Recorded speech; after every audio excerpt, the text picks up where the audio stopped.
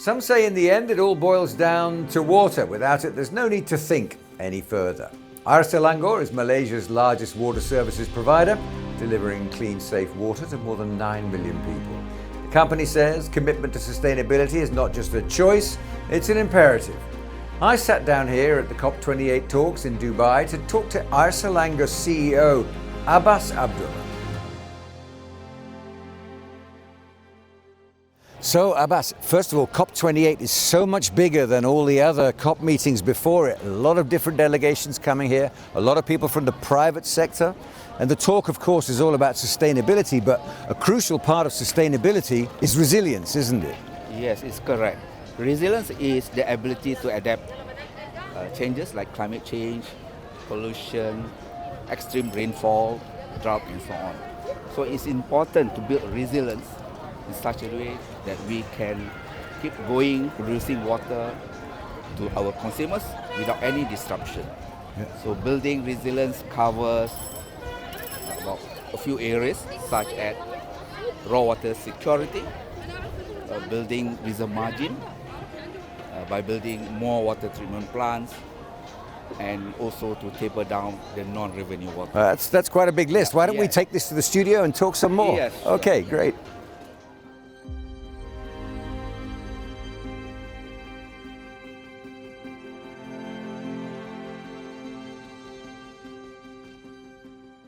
Abbas, great to see you. Thanks for joining us. Thank you. Tell us a bit about your company, first of all, Air Selangor. Air Selangor is the largest water services provider in Malaysia and also one of among the largest in the region.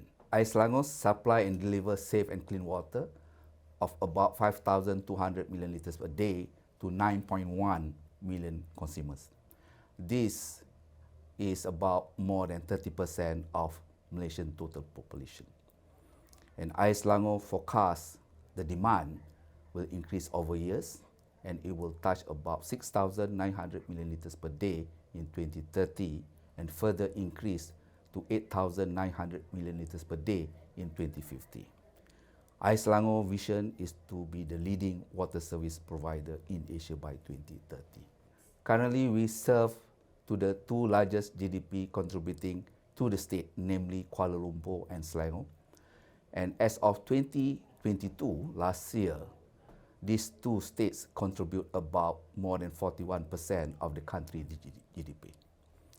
In ensuring a continuity resilient water supply to the customers, we have a plan to embark into building the foundation of resilience. So basically, we're looking at the first top three areas. That is, number one is how can we improve raw water security. Number two is how do we build reserve margin over the years. And third one is tapering down the non-revenue water. The magnitude of our operations consists of managing 34 water treatment plants and 12 numbers of dams and transferring water through a pipeline of 31,000 kilometers of length of pipelines with a workforce of more than 5,000 people. So you're facing a lot of changes. The task is going to get bigger.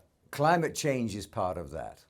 How does climate change impact the operations and the environment for a water supplier like yourself? As a tropical country, we receive large amount of rainfall between 2,700 millimeters to 3,000 millimeters a year. And for the last 10 years, we have experienced two adverse effects, that is drought and flood. In 2014, we had an adverse drought season where 60% of our water supply areas being affected. So we have to carry out a rationing to these affected areas.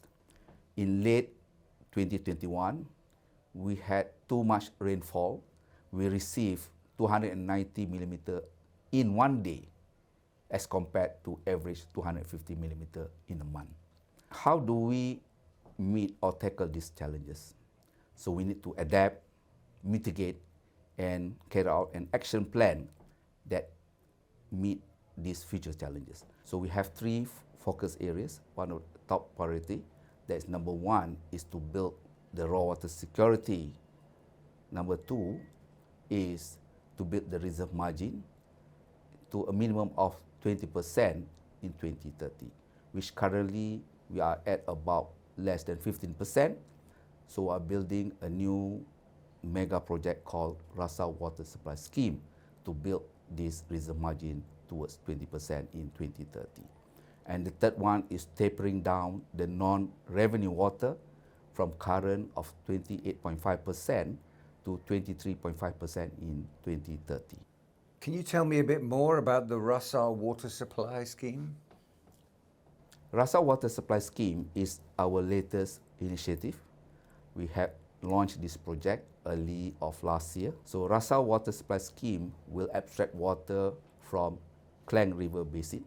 And Klang River Basin is the third largest river basin after Sungai Selangor River Basin and Sungai Langat River Basin. Currently, we only abstract about 5% of potable water from the 5,200 milliliters a day from Klang River Basin. With the abstraction of about 1,400 milliliters a day for Rasa scheme, eventually we will improve abstraction from 5% to 20% of Klang River Basin towards the entire water supply in Selangor, Kuala Lumpur. So, Air Selangor, you're planning for net zero by 2040. Is that right? I mean, talk me through that process. Our net zero energy vision recently was launched by the Most Honourable Chief Minister, Datuk Seri Amiruddin Syari, towards net zero in 2040. The benefit of this net zero, it will reduce cost of our operation costs with regard to electricity. So we had a long plan on this net zero, not only focusing on renewable energy, but also in energy efficiency.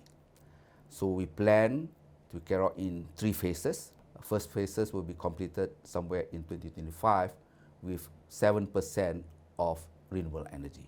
In 2030, we target to achieve renewable energy of 52%, and final in 2040, we'll be able to achieve 100% renewable energy. Do you think it's important for a company like Air Selangor to drive community and social impact? Our commitment towards community goes far beyond to be just become a water service provider. Sesama mara, in English, together we move forward to provide and aid to the underprivileged communities by giving essentials, foods, oil, rice, and so on. And secondly, we do also provide on-learning program to the children of the underprivileged communities. With this, we'll be able to improve the community's life and also hope in the future. At the same time also, we also support the state government initiative providing free water of 20 meter cube to the underprivileged families. To date, we have 300,000 families that has benefited from the scheme. Water's always an issue, particularly at conferences like this one. Are you confident in being able to keep supplying water to meet your needs going into the future? Our approach on resiliency towards sustainability is in line with National Water Sector Roadmap in 2040. And we are also positive with the statement made by our Minister, Natural Resources, Environmental and Climate Change recently in COP28 talking about low emission carbon, which the government of Malaysia aspire to meet this target by 2050. And this is in line with our net zero vision in 2040. So we can be not only the leading water services provider in Asia, but also a trusted water service provider in Asia by 2030. Okay, Abbas, thanks very much. Thank you.